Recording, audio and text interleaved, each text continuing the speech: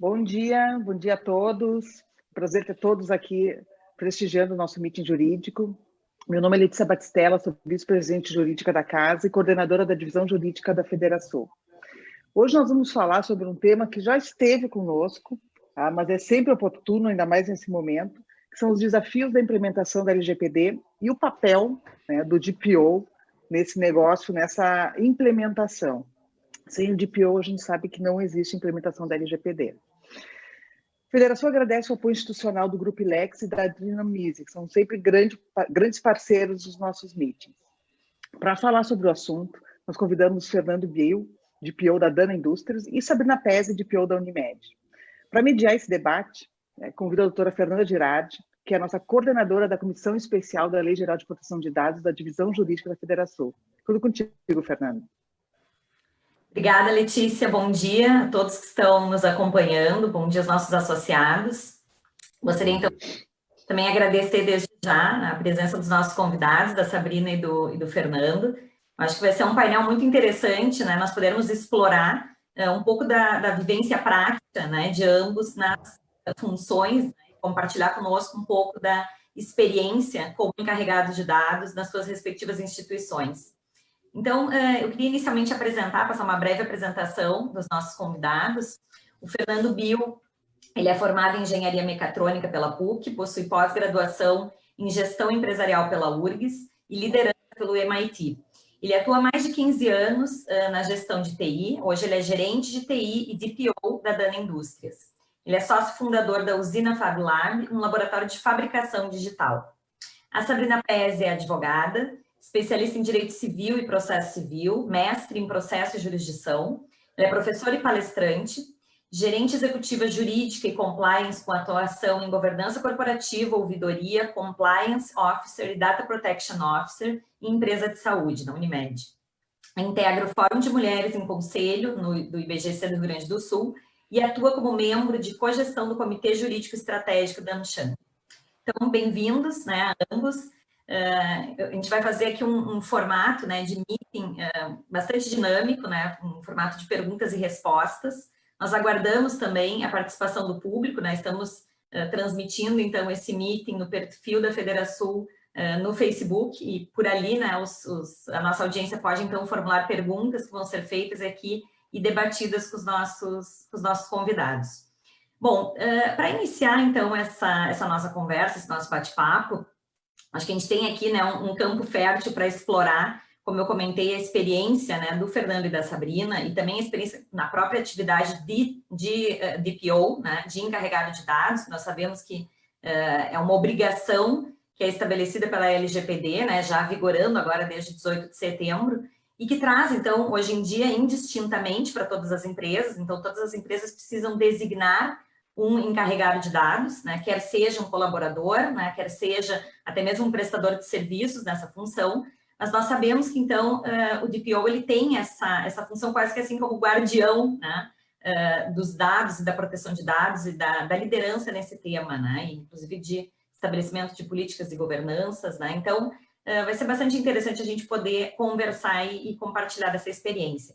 E a primeira provocação, né, que eu trago, então, para os nossos convidados e para compartilhar, então, especialmente com o nosso público, se eles puderem dividir conosco, né, então, acho que a gente poderia aqui começar pelo Fernando, dividir um pouquinho conosco, Fernando, como é que foi a jornada, né, de adaptação, né, tu vens da Dana Indústrias, né, mas como é que foi essa jornada de adaptação à LGPD, né, esse projeto de implementação da LGPD? Bom dia, Fernando. Bom dia, bom dia. Bom, a jornada começa, e eu acredito que deva sempre começar pela autogestão, tá? Então, a gente fez uma série de reuniões, né, eu juntamente com o jurídico, para a gente explicar o que era, do que se tratava, quais eram os riscos, quais eram os benefícios e por que a gente tinha que iniciar esse projeto, né? Então, começou por lá, tá? Depois, a gente definiu o grupo de trabalho, né? Escolheu um parceiro para nos ajudar, né? Que tivesse experiência, que tivesse um pouco mais de vivência no assunto, apesar de ser um assunto relativamente novo. a questão de ter um parceiro que tenha um processo definido para a implementação ajudou bastante. Tá? Óbvio que um parceiro, ele sozinho, ele não tem como fazer o trabalho, né? Porque assim, invariavelmente, tu tem que entrar no negócio da empresa. Tu tem que saber como os dados são capturados, guardados, como é que os processos fluem com dados pessoais dentro da empresa e só a empresa sabe disso, né? Então, foi isso, autogestão, definição do grupo de trabalho, escolha de parceiro, levantamento das OTDs, né, que é um termo, que é uma sigla que todo mundo já está cansado de escutar, né, que é a operação de tratamento de dados. Então, fazer esse levantamento. Depois, analisar como essas OTDs, como essas operações de dados se enquadram dentro da lei, podem se enquadrar, verificar se tem algum gap e sanar esses gaps, né? E outra, né, apesar de ser um projeto de implementação, a LGPD é um programa, ela não vai acabar nunca, né? A gente tem que estar sempre revendo os processos, porque eles são dinâmicos, né? A empresa é dinâmica, as pessoas saem, pessoas entram, então todo mundo tem que ser periodicamente treinado, tá? Então agora a gente está numa fase de treinamento das pessoas que não participaram do projeto, né, como um todo. Na Dana, o grupo de trabalho tinha 50 pessoas. Então, esse é um resumo assim, de como a gente fez essa jornada até agora. E é uma jornada que não vai terminar, né? Eu acho que esse é um ponto muito interessante, né, Fernando, porque não é um projeto, como tu disseste, ele não tem um ponto final, né? Ele segue, né? Porque Segue. novas operações de dados podem surgir, né? No início, ele requer mais, né, para tu sair do zero. Mas depois ele não pode morrer, porque se tu ficar sem olhar durante 2 anos, tu tem que começar praticamente do zero depois. É como qualquer processo que tu é auditado, é a comparação que a gente faz na Dana, né? Não existe hoje uma certificação, né, para empresas relacionadas a DPO, provavelmente daqui a um pouco vai sair uma ISO relacionada a isso, mas a gente trata como isso, né, como se a gente fosse ser auditado no mês seguinte. Ótimo, Fernando, obrigada. Sabrina, podes compartilhar conosco, então, também, como é que foi a jornada de implementação para vocês, para a Unimed? Com certeza, Fernanda, agradeço primeiro o convite, né, e meu bom dia a todos. A nossa, acho que corroboro tudo que o Fernando trouxe, né, e acho que a primeira impressão, desde muito antes da legislação, é a valorização e o respeito com relação ao dado, né, eu acho que esse entendimento institucional, quando a gente começa a falar da sensibilização da alta administração, eu acho que ele passa um pouco por isso, muito antes de um entendimento legal ou de um cumprimento legal. Eu acho que essa compreensão do que é o dado hoje, né, já aí relacionado a um dos maiores ativos, né, em termos de riqueza institucional, especialmente para as empresas que transitam sobre essa premissa do dado, né, que no caso da saúde isso é super relevante. Então, o dado, ele se coloca como um ativo muito valioso, se apresenta dentre as ameaças de risco do mundo, especialmente com relação à particularidade de vazamento de dados. Então, ele é um risco, o vazamento de dados é um risco mundial, já aparece aí em rankings pelo 4º ano consecutivo. São elementos, mais do que os elementos da própria legislação, que eu acho que servem para essa conversa com a instituição para colocar o tema como um tema relevante dentro da empresa. No nosso projeto, nós já vínhamos tratando disso, né, até pelas questões de sigilo médico, então a proteção do dado, respeito ao dado, ele já acompanha a relação da instituição. Já estávamos trabalhando com a adaptação ao Marco Civil, e quando a gente achava que estava em termos prontos, né, então vem a notícia da legislação e a gente dá sequência a um projeto. Desde que veio a notícia da legislação, nós já trabalhamos com a temática na estrutura de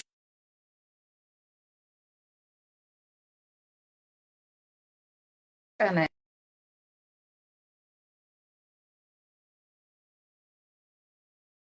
forma integrada com muitas áreas, mas muito próximos, né, com a área de tecnologia da informação, área de segurança da informação. Da mesma forma, o ponto principal, o primeiro ponto, ele passa pelo entendimento do tema e sensibilização da alta administração. Esse mapeamento, ele é super importante, né? Esse diagnóstico do que é, o que são as operações de tratamento de dados dentro desse negócio, e a partir daí começa a maturação do tema dentro da empresa e esse entendimento que ele alcança, de certa forma, a todos. Após esse entendimento das operações, né, uma dedicação ao enquadramento das operações de tratamento de dados, as hipóteses legais, adequação de toda a parte documental, né, os pilares de treinamento e comunicação, que eles são fundamentais, além da designação do DPO dentro de um atributo formal, que aqui a gente tem a figura desde o início desse ano. Então, existem alguns requisitos objetivos dessa estruturação do programa de privacidade de dados, né, desse programa de governança, né, existem vários nomes aí, o pessoal está nominando de várias formas, mas gira em torno disso, um programa de governança de privacidade de dados, e que ele tem elementos objetivos, pilares objetivos, requisitos específicos que são a própria tradução da lei, mas eu sempre faço um destaque que o entendimento ele passa também pela compreensão de uma sinalização de uma nova cultura de dados, né? No momento em que a gente tem que ter o entendimento da titularidade do dado, né? Antes a gente vivia muito isso, as empresas, os negócios em geral, acumulavam dados, né? Captavam dados, muitas vezes sem saber exatamente para quê, por quê, o que fazer com eles. Então, esse, na minha opinião, é o entendimento basilar para se conseguir fazer essa sensibilização e engajamento de todos, como consequência, aí, então, o cumprimento dos requisitos legais. E tu tocaste num ponto, Sabrina, muito interessante, que né, e o Fernando, por exemplo, comentava na experiência da Dana, né, que havia um grupo de 50 pessoas, né, envolvidas no projeto. Tu justamente concluíste a tua fala, né, Sabrina, falando na questão do engajamento. Então, acho que uma pergunta que vem é justamente como engajar, como sensibilizar internamente, né, porque sabemos, né, que isso depende de realmente acho que a palavra é engajamento, né, de reconhecer a importância, de ter até uma mudança cultural, né, na forma como se concebe o negócio, né, como se considera a questão da privacidade do negócio. Então, eu perguntaria para vocês qual seria a ferramenta ou a estratégia, né, para sensibilizar, para realmente ter um engajamento interno do time que vai tocar adiante esse projeto de implementação, né, e aqui embora nós tenhamos já a lei em vigor, né, e vocês trazem exemplos, né, de empresas e instituições que já estão devidamente adequadas, mas nós temos, né, indicadores, especialmente do início do primeiro semestre de 2020, demonstrando que a grande maioria das empresas ainda estavam, né, carentes dessa implementação ou ainda em desconformidade, né, e precisando tomar esse passo. Então, a pergunta que fica é justamente essa, qual é o ferramental, né? Qual é a estratégia para engajar internamente o time que vai se dedicar a esse tema? Fernando. Na verdade, assim, né, a gente usou muitos exemplos, né, porque assim, a gente pensa às vezes, não, tem a lei, então vai todo mundo estar engajado para seguir a lei. Não, né, as pessoas têm que acreditar que aquilo é importante, tá? E como é que tu faz uma pessoa acreditar que aquele assunto que tu está trazendo é relevante, é importante não só para ela, né, como pessoa física, porque todos nós somos pessoas físicas também, ou seja, se trata de nós, e da responsabilidade que a gente tem como representante de uma pessoa jurídica, né? Então, um exemplo que a gente trouxe, o pessoal conseguiu entender de uma maneira... porque parece tudo muito no ar, dados pessoais, né? O pessoal fica, tá, mas o que é isso? A gente usou muito exemplo de dinheiro, tá? Tu imagina que aquele dado pessoal que a gente está entregando para alguém é o teu dinheiro e que aquele dado que a gente está recebendo de uma pessoa, de um colaborador, é dinheiro. Então, que cuidados tu teria com o dinheiro de outra pessoa? né? O que cuidar, ou o que tu perguntaria para uma pessoa ao qual tu tá dando o teu dinheiro, né? Tu gostaria de saber o que ela vai fazer com o teu dinheiro, onde é que ela vai guardar o teu dinheiro, o que ela vai fazer com esse dinheiro. Então a gente deu alguns, não foi só esse exemplo, mas essas foram algumas das analogias que a gente usou com a equipe de trabalho, primeiramente, claro, antes, depois de fazer todo um embasamento sobre a lei, trazer para o mundo real delas, né? O quanto isso é importante e quais eram os impactos para a empresa. E quais são os impactos para eles também, porque eles têm que entender que o dado pessoal deles também é importante. No momento que tu internaliza que os teus dados são importantes, tu começa a cuidar do dado do outro pelo qual tu é responsável, né? Então, foi essa linha que a gente usou. Embasamento, né? Então, a gente a parceria, a empresa parceira nos ajudou bastante nisso, criar esse baseline com toda essa equipe. Depois a gente começou a trazer exemplos e vivências de como isso era importante. A gente também contou com exemplos que a gente teve na Europa, né? Como a Dana é uma empresa multinacional, lá já está implementada, então a gente trouxe também alguns exemplos para ajudar a embasar essa conscientização e engajamento da equipe. E o resultado foi muito bom, tá? Hoje eu vejo pessoas que nem participaram do projeto me perguntar, Bill, a gente está querendo fazer essa mudança aqui, tu acha que tem algum impacto? Ou seja, já começou a fazer parte da cultura, que foi uma das coisas que a Sabrina falou. Se não virar cultura da empresa, provavelmente possa ter um gap aí no futuro. Ótimo, obrigada. Sabrina, o que tu nos conta? Então, aqui a gente já tem até a semelhança do programa de integridade, né? Porque acho que quem implementou programas de compliance vê muitas similitudes e muita sinergia entre as experiências e os métodos, né? Resguardada a especificação de cada conteúdo, mas a gente buscou sempre fazer reservada aí a alta administração e as lideranças, o reconhecimento da linguagem por públicos, eu acho que isso é fundamental. Então, a forma como a gente trata o assunto com a alta administração, com as lideranças, é diferente de uma linguagem que a gente aborda ao público geral, inclusive aos terceiros que se relacionam conosco. Então, quando a gente faz a organização desse engajamento, não é exclusivamente pensando no colaborador, mas a gente também pensa na cadeia de relacionamento, então, transitando aí pela relação com o cooperado, no nosso caso, por se tratar de uma cooperativa médica, e também pela relação com os terceiros, nossos prestadores, né? Até pela relação de controlador-operador, a gente sabe que esse trânsito, né, não basta a gente ter as ações exclusivamente dentro da cinta da empresa. A gente sabe que tem situações que vão extrapolar essa relação. E nessa linha do engajamento, eu destacaria essa identidade, né, para as conversas, e a gente fez a criação de uma identidade visual para o programa, muito associado ao propósito da empresa. Então, acho que essa linha, né, a empresa que tem um propósito claro, é uma vantagem o programa se aliar a tudo isso e traz muito mais sentido, tudo faz sentido. Então, dentro do propósito de cuidar, né, a gente fez está fazendo, né, todo um engajamento no sentido de cuidar do dado, cuidar do seu dado, como o Fernando trouxe, né? Acho que quando a gente tem essa consciência individual, a gente tem mais facilidade para trazer isso para a consciência do dado do outro. Então, invariavelmente, a gente ainda numa experiência pessoal, quando perguntam os nossos dados, a gente segue dando, né? E às vezes a gente fica até constrangido de perguntar, mas o que tu vai fazer mesmo com o meu dado?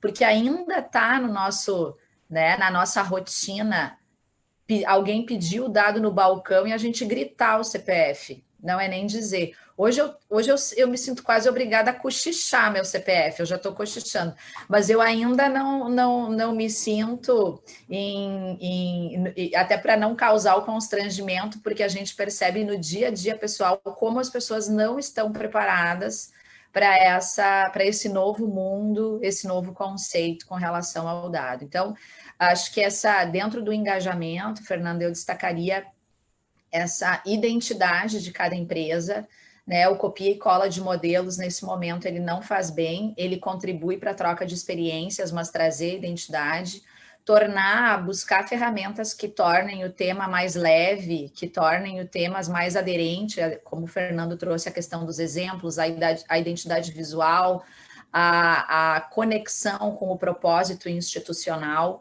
e aí o desdobramento de tudo isso em várias formas, em vários comos, né? Então, hoje, nesses ambientes online, a gente está com uma facilidade muito grande de alcançar grandes públicos, quando a gente fala de grandes equipes, né? Reunir lideranças. Então, da nossa parte, a gente está aproveitando todos esses espaços, além de já lançar as estruturas organizadas em cronograma de curto prazo e longo prazo, de treinamento e comunicação, fazendo uma interação direta com todas as áreas de negócio, né? Então, desde a área de marketing, que é a nossa grande artista na identidade visual, o RH nas plataformas de treinamento, tecnologia da informação em toda a parte de sistemas, trânsito de informação, a própria segurança da informação que a gente está trabalhando muito próximos, né? Então, eu acho que o engajamento ele passa por tudo isso e reconhecer o ambiente institucional e a cultura daquela empresa para fazer uma abordagem adequada, eu acho que é fundamental nessa temática do engajamento. Ótimo, obrigada, Sabrina. E pessoal, se a gente pensar assim, né, comentávamos que nós temos ainda um contingente bastante relevante, né, de empresas que ainda precisam iniciar essa jornada de adequação, né? Eu perguntaria a vocês, assim, tendo já experiência prática, né, tendo passado pelo processo, o que vocês destacariam, ou especialmente assim como prioridade, ou até como primeiro passo, né, se nós vamos pensar, ou até mesmo empresas de menor porte, né, que muitas vezes se perguntam, eu não vou eventualmente fazer um investimento, né, contratar uma consultoria, porque eu tenho, né, outras prioridades, mas empresas que muitas vezes têm, né, o próprio atendimento ao público. Então, o que vocês trariam, assim, como, talvez até algumas questões práticas, né, ou uma priorização, o que pode ser priorizado, né, ou como dar o primeiro passo no nosso cenário atual, no nosso contexto atual? Fernando, se puderes iniciar, por favor. Claro, eu iniciaria, né, a empresa toda entender que aquilo é importante. Como fala, a empresa toda é a alta administração, porque não adianta o departamento de TI ou o departamento jurídico achar que é importante se a alta administração não acha. Tá? Então, começaria com isso. E eu iniciaria pelas bordas. Tá? Se está com pouco tempo, tu quer iniciar, olha como é que tu recebe o dado e como é que tu exporta esse dado ou troca esses dados. Né? Eu começaria nesses pontos que são os pontos mais críticos. Né? Geralmente, a borda da tua empresa com outras empresas ou com um consumidor é o ponto de maior risco. Tá? Então, eu começaria analisando essas OTDs. Tá?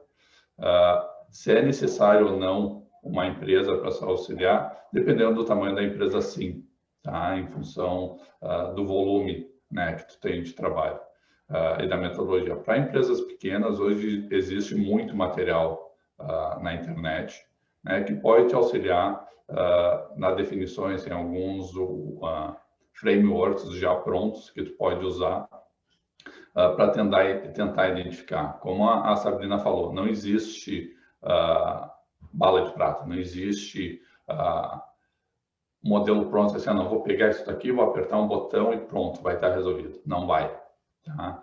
Muitas vezes a gente pensa, não, mas o meu negócio é igual ao do fulano de tal, da empresa tal, então eu posso usar a mesma coisa. Não pode. Né?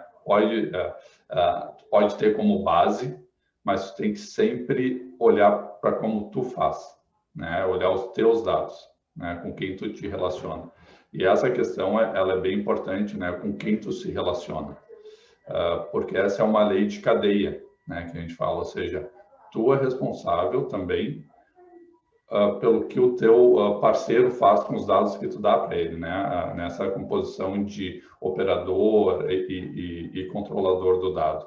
Então, tu tem que saber o que aquela empresa com quem tu está lidando faz com dados, o que a empresa com quais ela lida faz com os dados, porque, querendo ou não, lá na frente pode ser identificado que aquele dado que vazou, a origem dele era a tua empresa, e tu não fazia ideia que aquele teu dado estava com aquela empresa.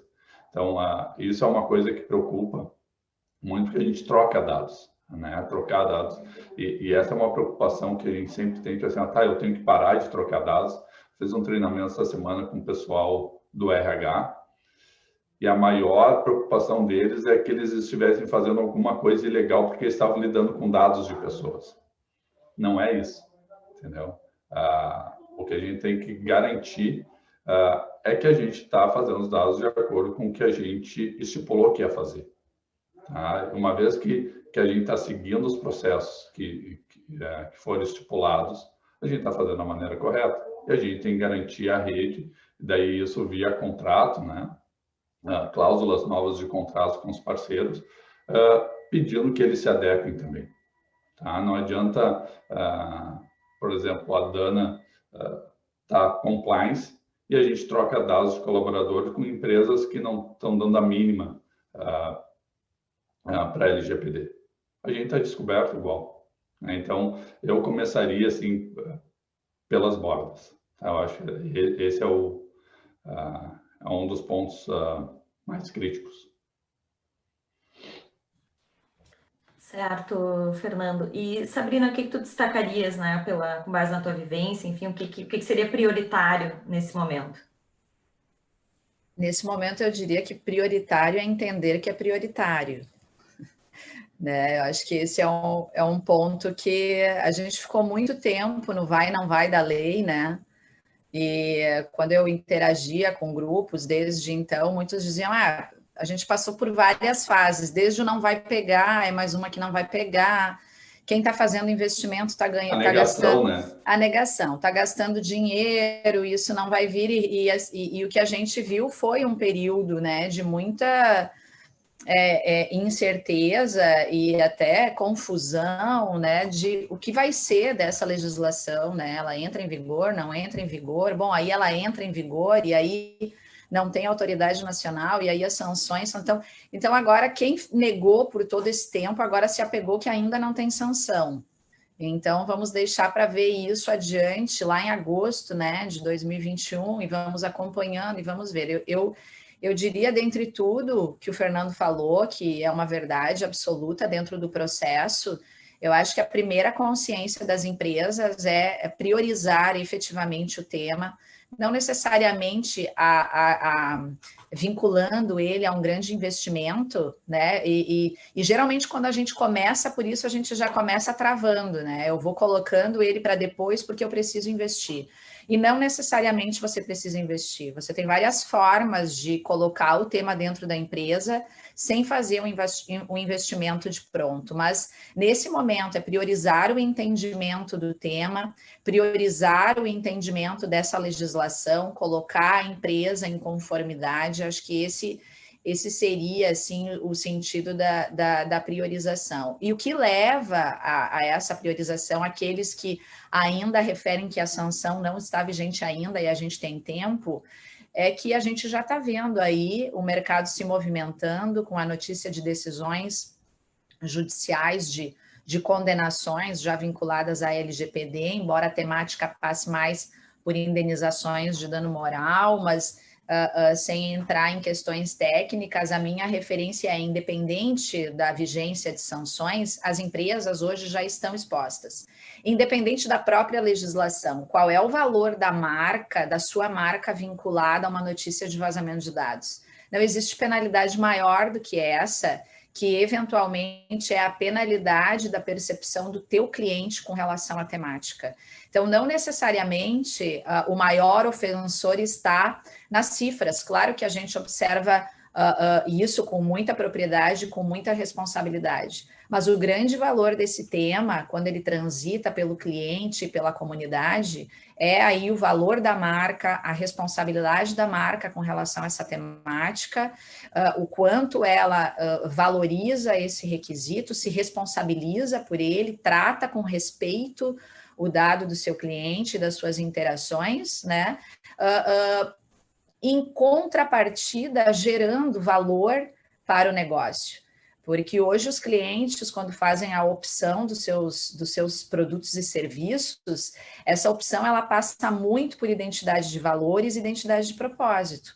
Então, uma empresa que sai na frente com essa responsabilização, independente de estar diante de uma vigência da lei ou não, ou estou fazendo porque estou exposto a sanções, eu acho que seria o grande diferencial. Então, eu destacaria aqui a priorização, não dá para deixar para depois, e depois tem aí o requisito, né, da operação, que eu reforço a fala do Fernando. E é interessante, Sabrina, porque eu diria que é também, né, tu colocaste toda a questão da preocupação com a marca, da preocupação institucional, da relação, né, com clientes, né, no caso, com cooperados, né, no teu caso concreto, mas eu diria que tem até uma questão da própria reputação da empresa e da maneira realmente como ela se posiciona no mercado. É também um diferencial competitivo, né? E conectando a tua fala com a do Fernando, foi o que ele comentou, e os parceiros de negócios, né? Eu vou querer estar ao lado de um parceiro que também esteja em conformidade, que também tenha preocupação com dados pessoais, né? Não só por conta da responsabilização, que, né, como bem ressaltado, nós temos uma cadeia possível de responsabilidade, né? Mas certamente porque, de fato, é um diferencial competitivo e um posicionamento até de mercado, né? Excelente, acho que assim, não é só a questão também do custo, né, que eu tenho que enxergar ao iniciar o projeto, mas especialmente como eu vou me posicionar no mercado.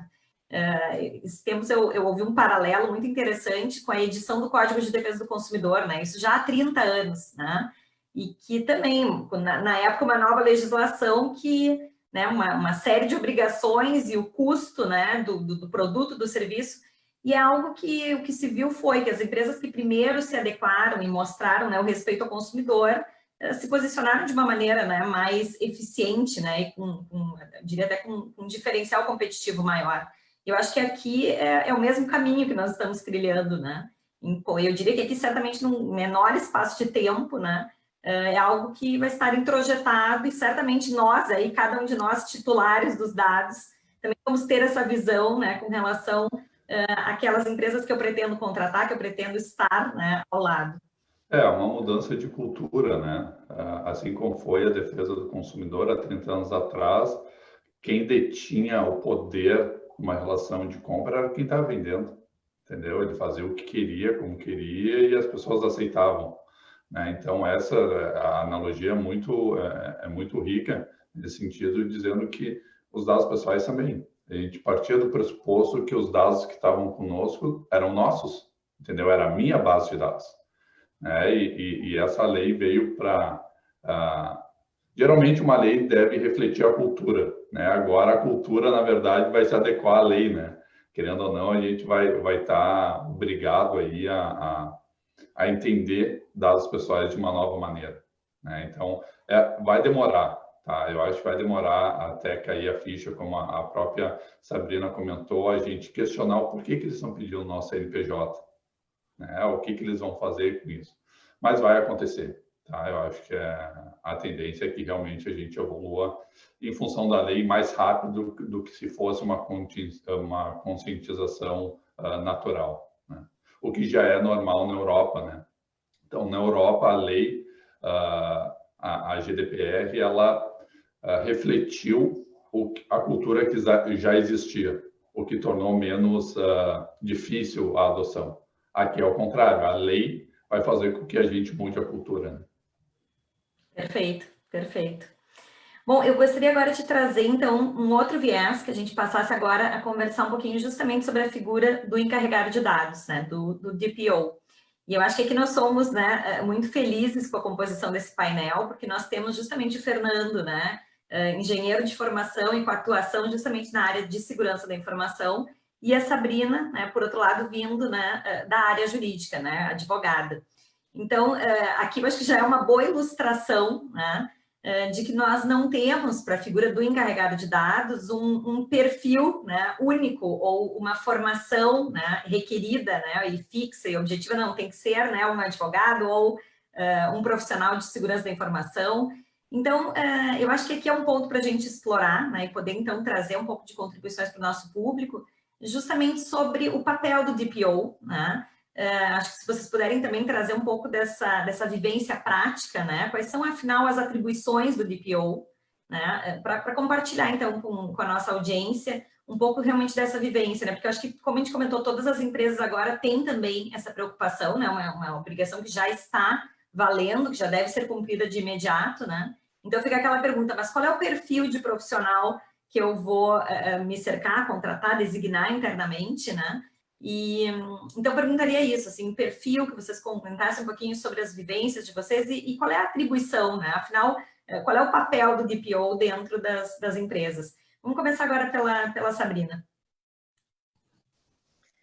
Então, Fernanda, eu e o Fernando, a gente já teve em outros eventos juntos e essa é uma pergunta que vem de forma recorrente, tanto de quem pensa em estruturar, né, a área de LGPD, a organização do tema dentro da empresa, quanto para os muitos profissionais que estão no mercado e que estão buscando essa especialização e que fazem essa pergunta em busca de qual é o ponto central, né, a característica predominante, a formação predominante, porque às vezes quando a gente fala sobre isso, passa muito mais pela formação do que pela característica. E eu te diria que aqui a gente tem um misto, né, de uma formação e uma característica, destacando a característica, acho que é uma característica de confiança, é um profissional que tem que gerar essa confiança, que tem que fazer o trânsito de responsabilidade para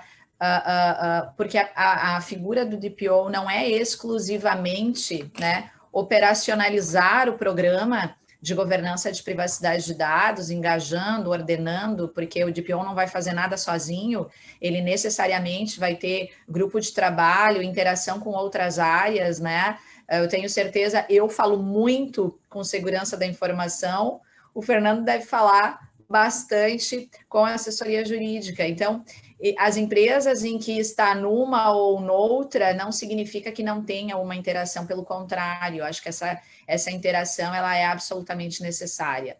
Encontrar um profissional, né, que tenha todas essas características, que transite plenamente por todas essas necessidades e se apresente quase como um independente, né? Acho que isso é muito difícil e não seria nem o ideal, porque é um tema que necessariamente ele deve transitar e ele deve ter essa sinergia entre algumas figuras e alguns processos institucionais, tá? Esse seria o ponto de destaque. Acho que tem até pelo próprio requisito legal, né, a necessidade de se ter a designação do encarregado.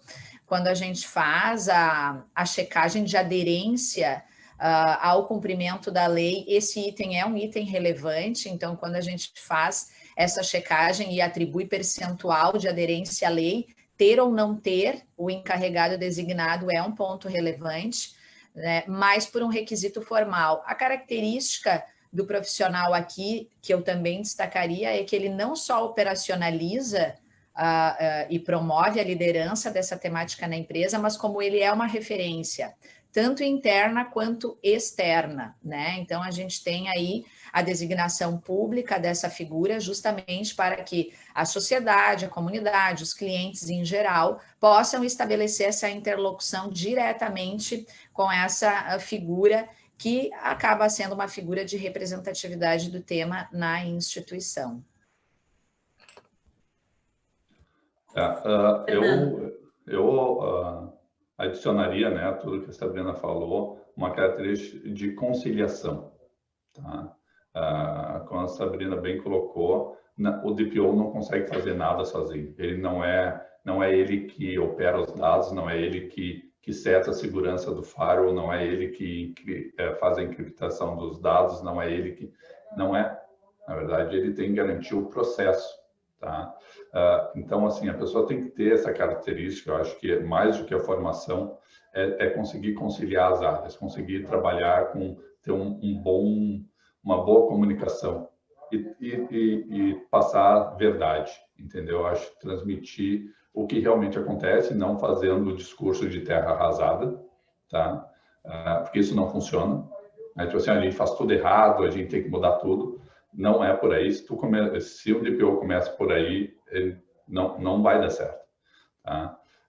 Essa questão de representatividade, ela é bem relevante, tá? Então, assim, a alta administração tem que enxergar essa pessoa também como uma pessoa importante dentro da organização, tá? Porque dependendo do tipo de negócio que tu tem, o dado pessoal é o cerne do teu negócio, tá? Então, ele tem que fazer parte das decisões, ele tem que estar muito bem suportado pela alta administração, tá? Então, assim, não é simples, tá? Não é uma função simples. Tem muita questão de política dentro das empresas, a gente não pode negar que existe política dentro da empresa, então, eventualmente, pode existir uma guerra de poder entre jurídico, RH, TI, sobre como é que as coisas devam funcionar relacionadas à LGPD. Então, ter essa questão, para mim, o principal ponto é a conciliação e um discurso verdadeiro sobre o que é a lei e quais são os riscos que ela traz para a empresa. Então, eu iria na parte de conciliação, é um ponto bem relevante. Certo. E queria, assim, se vocês puderem nos contar um pouco também sobre como é que fica dentro da organização, né? Claro que a gente já comentou, né? Sabrina, advogado, Fernando, da área de segurança, porque muitos questionamentos surgem, né? Sobre, bom, mas é um profissional que tem que estar vinculado à TI, eles têm que fazer parte, muitas vezes, do departamento jurídico, da área de compliance, e, né, sabemos que, assim, não existe uma resposta certa, né? Mas como é que foi uma discussão ou até essa organização interna nas instituições de vocês? Assim, pela a consultoria que a gente contratou, a ideia é que fosse uma pessoa que não fosse de nenhuma área, né? A autonomia das áreas, a autonomia da área seria muito importante, tá? Para não fazer, tipo, eu, no caso da TI, fazer legislação em causa própria, né? Facilitando a vida da TI em relação aos outros departamentos. Mas o que a gente, né, experienciou é que, assim, a gente não sabe o que vai acontecer no futuro e o grau de trabalho que um DPO vai ter no dia a dia, durante a implementação inicial, existe uma demanda grande, mas a gente não sabe o que vai acontecer no decorrer do processo. Então, hoje eu tenho duas funções, né? E por enquanto vai ficar dessa maneira. Então, estou no organograma em duas posições diferentes, né? Tenho dois papéis diferentes dentro da empresa, um como gestor de TI e outro como DPO. Sabrina, como é que é a tua experiência a esse respeito? Aqui a gente, que eu até em outras falas eu referi isso, que em algum momento a instituição tem que começar, né? E não necessariamente ela vai começar pensando ou no investimento ou em quem vai ser o encarregado. Acho que esse é o ponto fundamental. E aqui a gente fez isso, a gente fez a gente trabalhou 1 ano a temática no modelo de projeto com um grupo de trabalho, onde a gente foi maturando a temática, entendendo como ela se apresentava dentro dos fluxos operacionais, dentro da cultura institucional. A gente foi trabalhando e maturando o que era o perfil do encarregado, quem seriam, né, as áreas e pessoas que poderiam acolher essa demanda dentro das suas estruturas. Imediatamente a gente não pensou em ter uma estrutura independente, separada, já, porque isso necessariamente passa pela linha do investimento, né? Então, mais ou menos nessa ordem que a gente trabalhou, e no final do ano passado, então, a gente fez a designação de ter essa referência dentro da assessoria jurídica, mas a gente segue num trabalho multidisciplinar com o envolvimento de inúmeras áreas, até porque quando a gente inicia a estruturação do programa, avança no mapeamento das OTDs, faz o enquadramento das hipóteses e começa a entrar no detalhe do plano de ação, as ações, elas são inúmeras e elas passam por inúmeras áreas. Então, o que a gente tem hoje é essa área, assessoria jurídica e compliance, com o DPO dentro da assessoria jurídica, liderando um plano, um programa que passa por inúmeras ações, que tem inúmeras áreas responsáveis, né? E é aí que se dá essa sinergia. Então, a gente tem, eu tenho uma equipe de trabalho que me apoia, a referência do Lucas e da Georgia aqui diretamente, que estão aí nessa longa empreitada, né?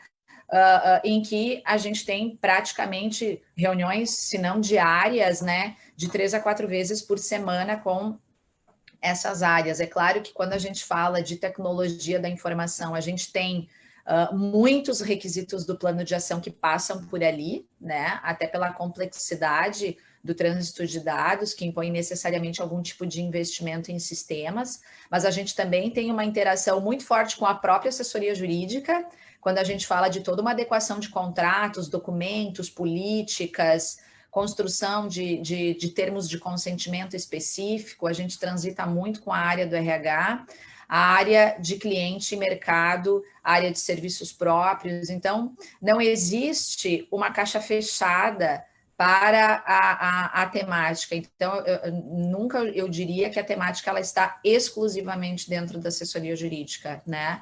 Esse trânsito ele é absolutamente necessário e diário, enquanto a gente está estruturando o programa e cumprindo os requisitos do plano de ação.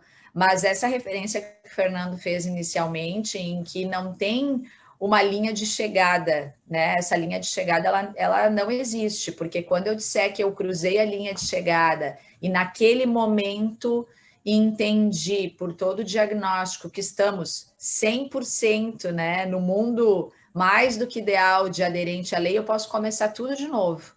Porque esse ciclo de revisitar as operações de tratamento de dados, ele deve ser absolutamente contínuo. Nós, nesse período todo, desde a notícia da legislação até hoje, a gente já girou um primeiro entendimento e já estamos no segundo ciclo de repassar todas as OTDs e o que a gente encontra nesse período de 12 meses, um pouquinho mais talvez, novas OTDs, novos processos.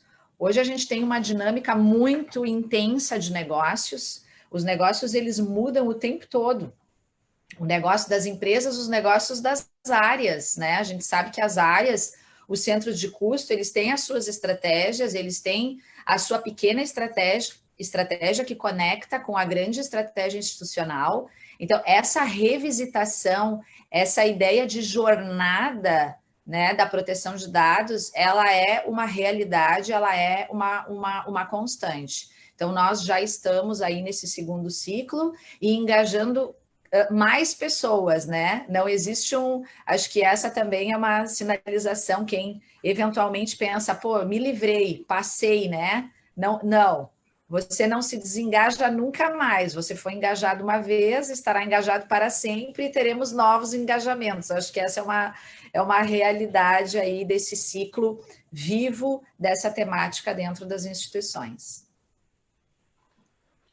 Ótimo, obrigada, Sabrina, pelas contribuições. E eu queria encaminhar agora um tema, né, ambos comentaram sobre questão de vazamento de dados, né? A Sabrina falava que muitas vezes as empresas acabam mirando só a eventual repercussão financeira, né, das sanções, mas falávamos que é inclusive uma questão reputacional e de posicionamento de mercado, né? Então, eu acho que existe também, né, as empresas têm um certo temor, né, e justamente eu diria que até com a explosão exponencial que nós temos, e também aliado à questão de pandemia, de home office, né, das operações online, nós temos também um incremento, né, de riscos, quando a gente fala até de vazamento de dados. Então, eu queria, se vocês puderem compartilhar também um pouco conosco, né, de, assim, quais são as medidas, como se preparar, né? A gente sabe que a própria lei traça também diretrizes, né, de que eu preciso ter já um planejamento para prestar informações para a autoridade, que ainda não temos nesse momento, né, uma autoridade constituída, mas todo um plano de ação, né? Então, como se preparar preventivamente, assim, se é possível já antever o que fazer, né, numa situação de vazamento de dados. Acho que aqui a gente já está com o horário um pouco avançado, mas acho que se a gente pudesse, para finalizar, né, o nosso painel, abordar, então, brevemente esse aspecto. Fernando, se puderes iniciar. Na verdade, assim, ó, ter esse plano, né, de gestão de crise, né, que é como se referencia, é importante, tá? Para, em caso acontecendo, as pessoas saberem o que precisam fazer, né? As pessoas dentro da empresa saber o que precisam fazer. Como vai acontecer o vazamento, a gente não sabe, né? Se a gente soubesse, o vazamento não aconteceria, né? E uma coisa que é importante, às vezes a gente pensa assim, que vazamento de dados é quando roubaram a nossa base de dados com 50 mil clientes e tudo mais. Isso é uma coisa, mas existe um outro cenário que é aquele assim, tu compartilhou um laudo médico de um colaborador com outro, entendeu? É uma pessoa afetada, isso tem impacto, pode ter um impacto muito grande, às vezes na marca, se isso fica público e tudo mais. Então, às vezes o pessoal pensa só nos grandes números, mas os pequenos vazamentos podem ter impactos também, tá? E o plano de crise ele precisa estar bem estruturado, né? Então, aí tu tem que contar com a área jurídica, com a parte de comunicação, com a autogestão e definir um plano. Em acontecendo, quem é responsável pelo quê? Tá? O DPO vai entrar em contato com a autoridade nacional, o pessoal de marketing vai entrar em contato com os clientes X e Y em função do impacto. Então, isso tem que estar bem definido. Tá? A maioria das empresas hoje, as grandes, já tem um plano de crise, por N razões, né? Em casos de catástrofe e tudo mais, ou a gente tem que ou adequar esse plano ou criar um plano exclusivo relacionado ao tratamento de dados. Tá? Por que isso? Porque tendo os papéis definidos é muito mais, o impacto pode ser bem menor, tá? Porque tudo é uma questão de tempo, tá? Entre o fato ocorrer e tu começar a tomar as ações necessárias, informar as pessoas, porque, por exemplo, uma coisa é tu ter um vazamento de dados e tu não falar para ninguém, ficar quieto e aquilo aparecer no mercado 2 meses depois e tu diz, eu sabia e não fiz nada. Outra coisa é assim, não, aconteceu, não foi uma falha, foi uma atividade de um hacker ou foi uma falha humana, foi isso aqui que aconteceu e é essas aqui as medidas que a gente está tomando, é isso aqui que a gente vai fazer para sanar o que aconteceu. Isso muda muito o que acontece. As sanções que tu pode ter na Europa, a gente está vendo muito isso, que houve um vazamento de dados, mas a agência europeia ou do país específico percebeu que todas as ações que poderiam ter sido tomadas pelaquela empresa foram tomadas. Ela treinou todo mundo, ela se preocupou com a segurança, foi uma falha humana. Então, assim, isso faz com que a penalidade ou as sanções sejam bem menores, porque a agência entende, né, os reguladores entendem que o que precisava ser feito foi. Então, ter esse plano ajuda muito nisso, nessa resposta ao mercado sobre quando acontece alguma coisa. Se tu deixar para definir isso quando a crise acontecer, não vai dar certo, porque você vai tomar medidas não planejadas, vai falar com quem não precisa, com quem precisa tu não vai falar, e o impacto pode ser até maior do que o próprio vazamento de dados em si. Sabrina. Perfeito, né, Fernando? É isso, eu acho que quando a gente fala de gestão de crise, é realmente a gente ter uma atuação, uma estruturação, um plano preventivo, né? E não que esse plano preventivo, ele iniba a ocorrência do evento, né? Eu acho que é estar preparado para o tratamento da ocorrência do evento, que é mais ou menos como a própria legislação orienta, né? Estar preparado para o tratamento do incidente, né? Então, ter um plano de resposta ao incidente que passe necessariamente por alguns requisitos objetivos, como cessar, né, imediatamente o incidente de vazamento, porque eventualmente a partir daquele diagnóstico tu pode ter uma porta aberta, então cessar imediatamente ou reduzir, né, as suas consequências, passar necessariamente pela documentação de todo o incidente, correção de todas as fragilidades, né, endereçando medidas a serem adotadas pela empresa, resguardando sempre e demonstrando isso nas suas ações, que o grande objetivo é resguardar a titularidade do dado, com as medidas, né, de eventualmente reportar, dependendo da situação e do caso concreto, o incidente tanto para o titular de dado quanto para a autoridade competente, além de identificar e responsabilizar, né, acho que esse é um ponto bem importante, sendo possível, né, aqueles que eventualmente tiveram alguma participação no vazamento, desde o macro, né, o mega vazamento, como o micro vazamento, que é o que o Fernando trouxe, e que o ponto de atenção das empresas ele deve estar voltado para qualquer uma dessas hipóteses, tanto para situações, né, que eventualmente terão uma grande repercussão, quanto aquelas que não terão, mas que individualmente representam ou podem representar uma grande repercussão. Na nossa realidade, a gente está com essas estruturas já instituídas em termos de plano de tratamento de incidentes, todas as políticas que já orientam essa temática. Também temos a estruturação de um comitê de crise permanente, porque, bem como o Fernando falou, não dá para a gente pensar nisso quando a gente tem a notícia D, né? Então, a gente já tem o comitê de crise sob liderança da nossa área de relações institucionais, né? Então, mais uma vez aí demonstrando o quanto a temática tem as sinergias.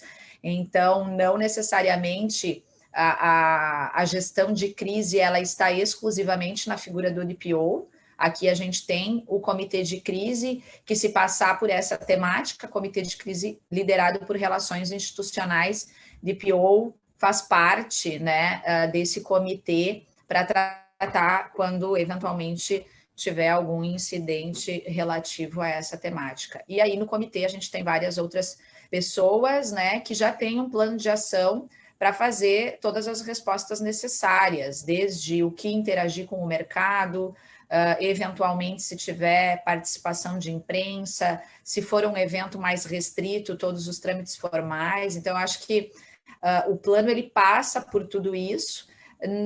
É inviável a gente fazer previsão, né, ou tentar fazer essa previsão do que pode acontecer, mas existem aí algumas medidas basilares que certamente elas serão aplicáveis a qualquer situação de tratamento de incidente.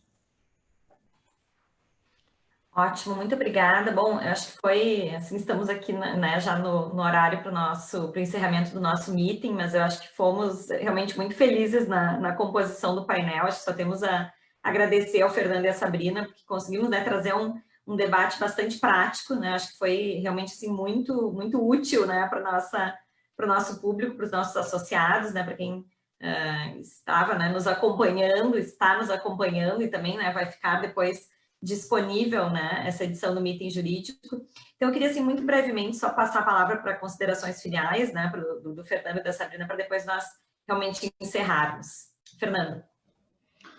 Não, gostaria de agradecer a oportunidade, é sempre bom trocar experiências, e a gente está num momento em que trocar essas experiências é muito importante. A gente está fomentando uma nova cultura sobre uma nova lei. Então, assim, ter essa troca ela é muito válida, né? Então, parabéns aí à Federação e ao grupo jurídico da Federação por essa iniciativa. Acho que é muito válido e com certeza terão outras. Daqui a um ano, provavelmente, a gente pode vir aqui e falar que grande parte do que a gente achava não aconteceu. Exatamente. Né? Então, daqui a um ano, a gente muda pode... todo momento, né? Vai mudar, né? Até porque tem várias coisas que a própria a autoridade nacional precisa definir. Tá? E a gente não sabe existir como ela... primeiro, né? Primeiro isso. Primeiro.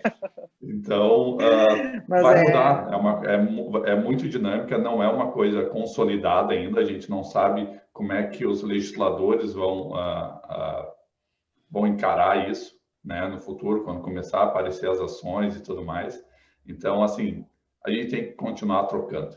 Eu acho que essa é a mensagem, e parabéns de novo à Federação por essa iniciativa. Obrigado. Acho que é importante, Fernando, a gente lembrar que a comissão de LGPD da Federação fez um trabalho fantástico, na verdade 2, né, inicialmente através de um FAQ de perguntas e respostas, depois uma cartilha, que está à disposição no site da Federação. Foi um trabalho primoroso, coordenado pela Fernanda e pela Eliana, né, com um super time, trabalho feito em casa, está à disposição de todos, né, para baixar, para utilizar. E é um tema recorrente que vai ser tema também do Congresso da Federação dia 21, agora de outubro, que o tema escolhido por toda a diretoria não poderia deixar de ser, né, LGPD implantação. Né? Então, realmente é o tema do ano, junto com a pandemia. É isso aí, Letícia. Bom, Sabrina, para tuas considerações finais.